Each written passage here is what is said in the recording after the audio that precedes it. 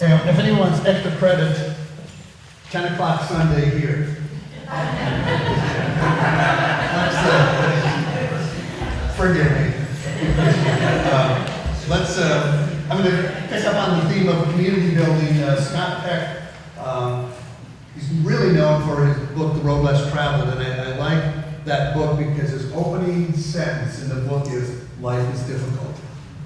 He says, if we can accept life is difficult, then we can deal with things. And so often, half of our anxiety and our problems is because we think life should be this cruising to heaven, this perfect world. And when we get problems, we think, what's wrong? I mean, his whole premise in the book is life is difficult.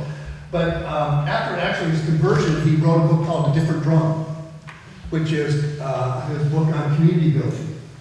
And he says every group that comes together, and he's done countless workshops while he's alive, on bringing people together to give them the sense of community. And there's 4 stages. And behind Kevin back there, at the back of the pews, there's a handout on the 4 stages you can take with you.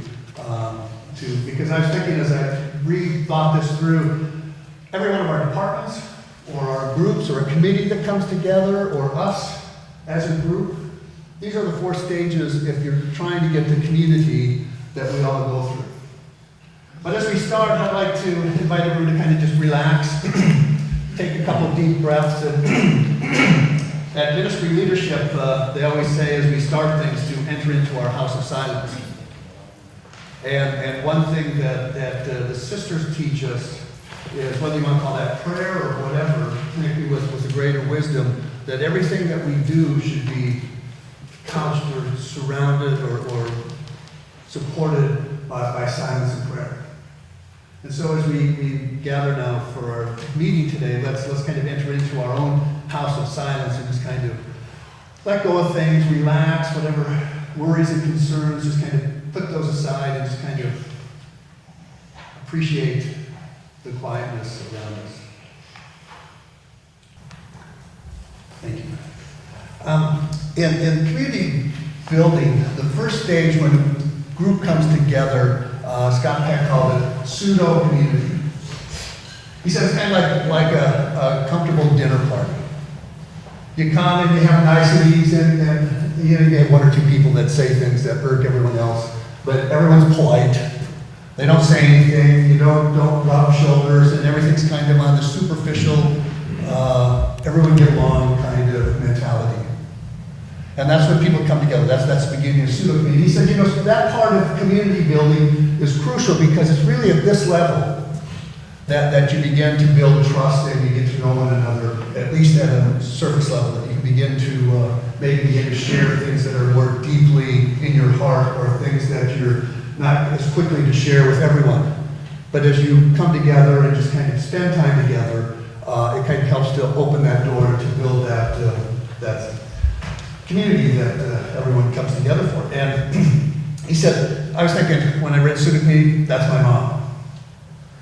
Because she loves to not have problems. If there was a problem, let's not talk about it. We're just going to live right here and everything's fine, and live in that illusion. And he says, that gets to get broken when people begin to realize that we have differences. Or whatever the topic may be, or situations come up, and realize that we have a difference of opinion. And all of a sudden, the community starts realizing we're not this homogeneous group. That we actually have some very serious differences. And as those begin to be shared, they can become heated. And the community goes into his next stage is chaos. Where all of a sudden people start getting angry or projecting on everyone. Someone may have a problem and people want to fix them, or the thoughts are just going, if you would just do it this way, you got this problem. If you just do it this way, I can tell you how to do it. And all of a sudden, this chaos builds. And it just kind of wreaks havoc. And we can think of, in our own world, when a problem arises, when a crisis arises, what happens? It's kind of like a fire hits and we're just totally in chaos trying to figure out what to do and take care of it. Crisis mode. And we know that when crisis mode is in any of us, oftentimes our whole wise mind shuts down. I know when I get hit in a panic or something, my brain shuts off, and it's kind of like this. If I'm trying to draw on anything that's wise or good, it's like, forget it. If you confront me with something, you know, I'm a people pleaser. If you confront me with something, I'm real quick to kind of shut down and kind of just freeze. And so this chaos is uncomfortable. In a group, chaos is something that we really want to kind of get back to, if nothing else, pseudo-community, where we live in this illusion that everything's okay. And Scott Peck said, if we can work through as the group, if they can work through the chaos, some of the things with the chaos, I'll just read this. He says, once individual differences surface, the group almost immediately moves into chaos. The chaos centers around well-intentioned but misguided attempts to heal, convert. Individual differences come out in the open and the group attempts to obliterate them. It's a stage of uncreative, unconstructive fighting and struggle. It is no fun. It is common for members to attack not only each other but also their leader. And common for one or more members invariably proposing an escape to organization, to attempt to replace the designated leader. However, as long as the goal is true community, organization as an attempt solution to chaos is unworkable. And what he says is, and it's having, the best way I can think of it, kind of a catharsis moment, where we're kind of chaos, we just kind of blither and get everything out. And you may have found yourself in the heat of being angry or hurt, saying things that afterwards you go, oh, why did I say that? But they just kind of came out. And he says, this chaos, this is good, if we keep our focus. Because what comes out of chaos is the one that's the challenge that moves a group to really becoming authentic community, is what he calls emptiness. It's kind of like after that cathartic experience where it's blown up and things are said that are kind of maybe not meant to be said, but you know, it just goes crazy, and all of a sudden there's this moment of silence where everyone starts going, what happened? What did we do? And it's in this moment of emptiness, God says, that is the real pivotal point for people moving into community. And it's at that moment that people start to reflect. Rachel Naomi Women has a story of one of her people that patients that she had. It was called Attached or Committed.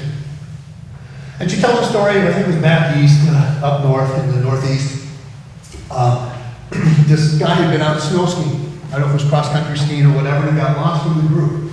And he was out in the elements for 3 days. When they finally found him, they got him to a hospital, and then they brought him to her place in New York, where she was working at that time, with severe frostbite. They did everything they could to try and save his feet. And one foot seemed to get better, the other one continued to get darker and blacker and gangrene coming in, and they said, you know, this isn't looking good, I think we're going to have to amputate. And every time they brought that up, he says, absolutely not. And it got so critical that he was going to lose his life if they didn't, she said, if they didn't amputate his foot. But he was adamant that you are not going to take my foot.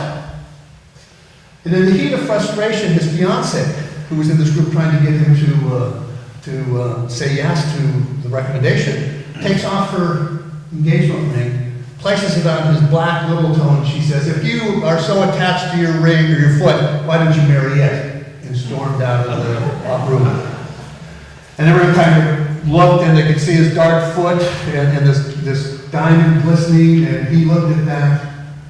And the next day, he agreed to have his foot amputated. And she asked him later on, what was the difference? What happened? He says, well, he said, I realized at that moment I was attached to my foot.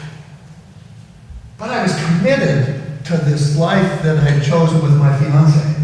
And it was that commitment to my fiance that gave me the strength to even endure to make it through the ordeal that I went through out in the snow. And she reminded, as you read the rest of the story, she says, you know, we have to be careful about attachments and commitments. She said, our attachments can actually be a hindrance to our life. It can lead us nowhere. Our attachments are kind of like that gangrene foot that sometimes needs to be let go. Our commitment is what's crucial in our lives. And so to move from chaos into emptiness in a community, it really forces the group and the people, all of us, to think about, what am I attached to here? Why am I so attached to this that I'm hindering the community coming together? I'm hindering what the solution or the outcome may be. And remembering, coming back to, what is my commitment? And every one of us are here because, and ultimately, as Dr. O'Brien and we all know, we're here because we're committed to providing the best care for the patients that entrust their lives to us. And we all have that commitment.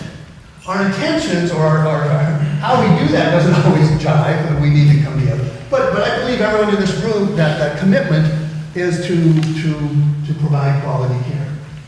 And he says when the group kind of goes to this chaos and they sit in emptiness and they start to enter back into the house of silence and of wisdom, into kind of getting in touch with, as our coach and therapist says, our wise mind.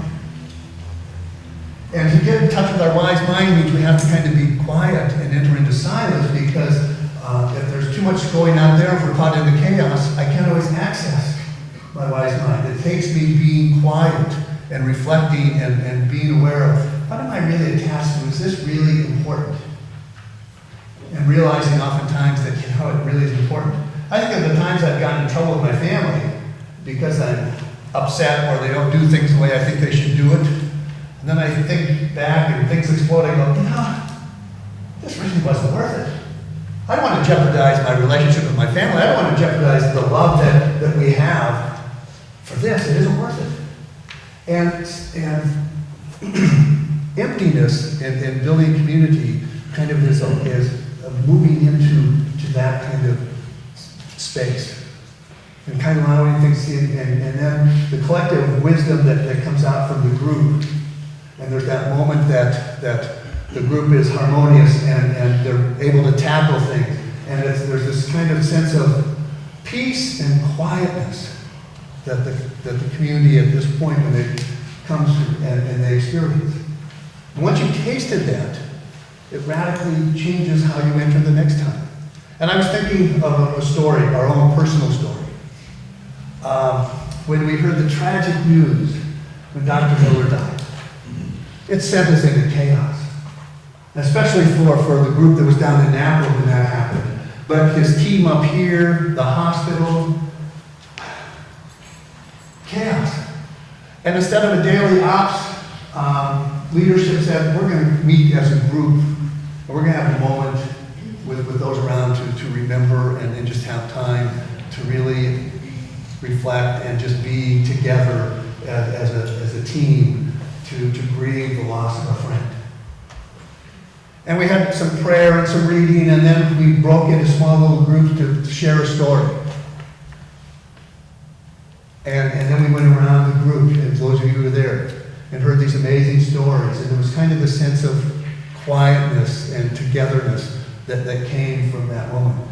And that, I just give you that one because that kind of in a very different way, kind of was how, when Scott Peck talked about community building, that you can kind of look at that as the 4 stages that we all experienced in a powerful, amazing way. So I just share that for ourselves, for your team, for the departments you serve. There's like I say, the handout that gives you the 4 stages of community building. And then on the back, see, I have to get one. And I apologize. Okay. I wanted to give time that we have Jimmy Smith here who wanted to hear, so I'd like to have time, and maybe in your own you can kind of think about, what do I get attached to that interferes with leading and doing my work? And then I'd like to have been able, if we had time, I don't think we do have time, to then be able to share with small groups with one another, guys, because to me, the way we build team is when we can sit with each other and get to hear our stories and get to know the person. That's how we build team. And, I'm blessed in the job that I am, that I kind of get to have that with each of you. And I get paid to do that. So thank you. Thank you for sharing your life with me, because that's what makes for me all the difference in the world. I want to close with this old Chinese verse. And it just to me reminds me of the sisters. Go in search of your people. Love them. Learn from them. Plan with them. Serve them. Begin with what they have. Build on what they know. But of the best leaders, when their task is accomplished, their work is done, the people all remark, we have done it ourselves. And there's a rule in the sisters that you do all the work, the only thing you can to make whatever it is successful, but then you let others do the credit. And so, thank you.